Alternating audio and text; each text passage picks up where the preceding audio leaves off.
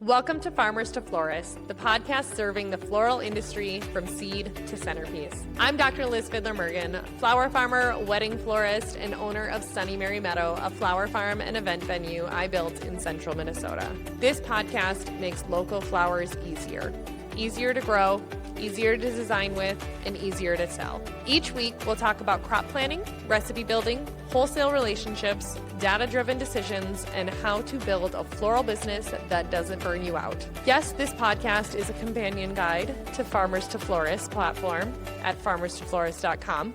But whether you use the tool or not, every episode is designed to give you practical systems and real insight you can apply immediately. If you believe the floral industry should be thriving, not scrambling, you're in the right place. Let's grow smarter. Hello, welcome back to another episode of the Farmers to Florists podcast. I'm your host, Dr. Liz Fiedler Mergen, and I am the founder of the Farmers to Florists platform. And I have something really exciting to announce, and that is that I was selected as a semifinalist in the Minnesota Cup Startup Competition, which feels very surreal to say out loud because honestly, when I applied, I really thought there is no way a flower industry software company from rural Minnesota belongs in a startup competition because I pictured a lot of AI companies, biotech startups, medical devices, manufacturing innovations, and then me talking about how to pair your ranunculus with your wedding color palettes and how to time your flowers so that they're blooming at the right times for weddings and event florals for local farmers. But the more that I've gone through this process, the more that I have realized something very important, and that is that Farmers to Florists is not about flowers. It is about a very real, very expensive, very frustrating supply chain problem. And that is what I want to talk about today. So first of all, what is the Minnesota Cup? Minnesota Cup is one of the largest statewide startup competitions in the entire country. It is run through the University of Minnesota, and it is designed to help early stage businesses grow. What's really interesting is that it is free to apply. They do not take equity, and they are heavily focused on mentorship and networking. So yes, there is prize money involved if I win, but honestly, the bigger value is just getting in the room with the right people, because once you're in, you are surrounded by people that are building, pitching, raising money, and solving really big problems. And it forces you to step outside of your own little world and explain your business in a completely different way. And that is what this experience is doing for me. So why Farmers to Florists is so much bigger than flowers is because when people hear flower farm or florist, they think bouquets, weddings, pretty arrangements. But the problem is florists want to buy local flowers and farmers want to sell to florists, but the coordination between the two is a mess. So florists need specific colors, specific varieties, specific quantities on specific dates. And farmers are trying to guess months in advance what to plant. And so what happens is florists end up sourcing from wholesalers, and they're dealing with imports or last minute scrambles, and farmers end up overplanting the wrong things, underplant what's actually needed, or lose the sales entirely.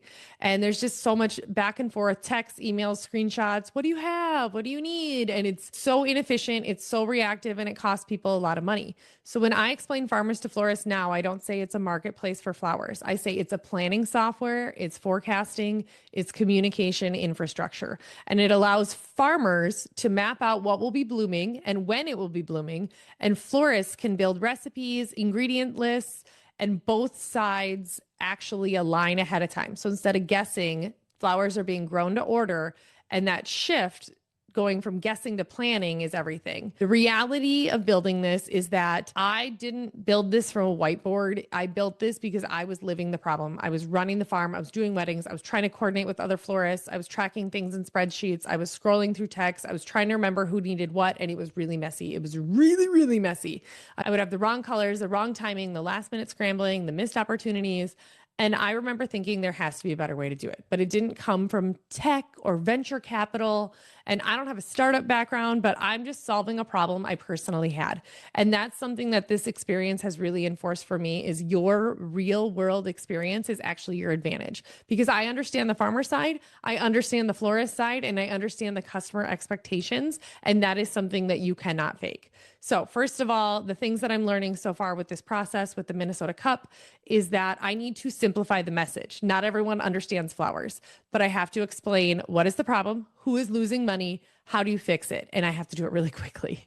The next thing is I have to think so much bigger than my niche. So this isn't just flower farms. It is weddings, events, retail florists, wholesale systems, local sourcing, agritourism, and it's part of a much bigger shift toward local and direct to consumer systems.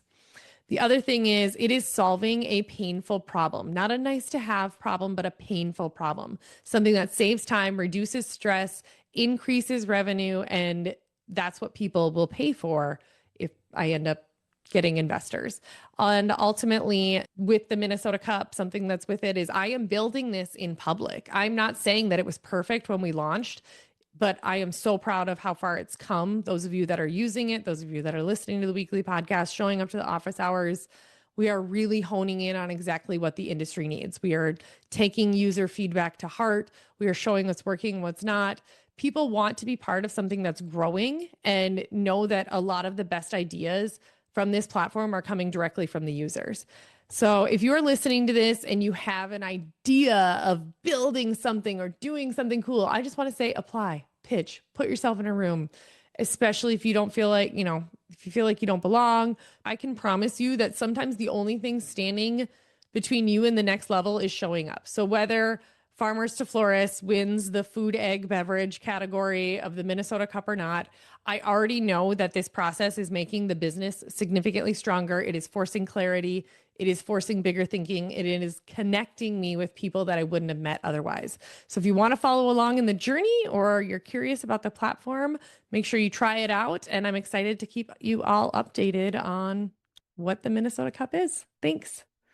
Thank you for listening to Farmers to Florists. If this episode gave you clarity or helped you think differently about local flowers, I'd love to have you join us. Visit farmerstoflorist.com to explore the platform or jump into live office hours. If you know a flower farmer or florist who's trying to make local easier, send this episode their way. We're on Facebook, Instagram, YouTube, Spotify, Apple, wherever you get your podcasts, and LinkedIn for some reason, and you'll find direct links to everything in the show notes. Let's build stronger systems together, stronger relationships, and a stronger floral industry. Thank you.